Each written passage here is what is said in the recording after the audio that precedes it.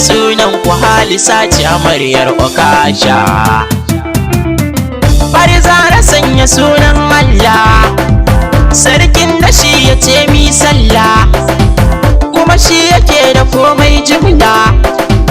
Auren ku ya nufa an kulla, to Allah ya kai mu ranar suna Okasha.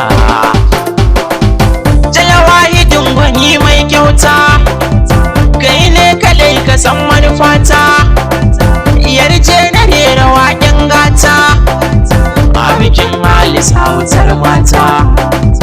Yau ta zamo amarya gidan Okasha.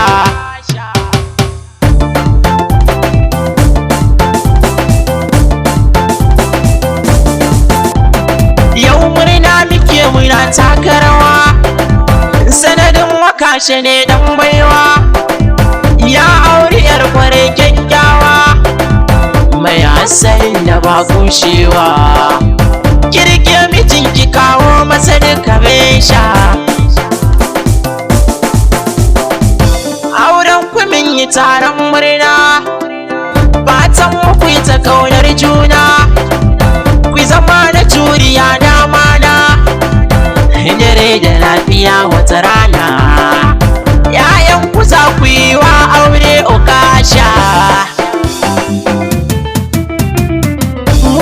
Musan da waƙar aure na Maryamu ya hado da turare, a gidan Okasha za ki tare, ayyiri gida da amare.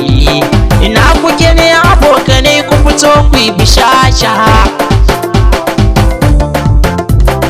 Mai ladabi da tarbiya ce amarya, ta yado ta sa fararen kaya, da tayo murmushi ka hanyo shirya, dai aurenta ne da kyawun niyya, domin ta samu aljanna gidan Okasha.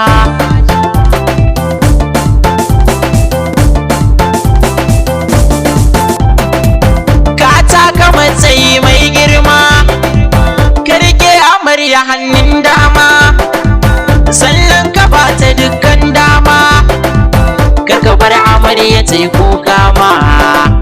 Ga amarya kai yawan rarrashi Okasha. Aure rufin asiri kusani, alkaunar sharrikan shaidani, da wanda ba su ƙaunar ku gani, sai su bari cikin su ba masani. La haula har tabara kullum kuke sha,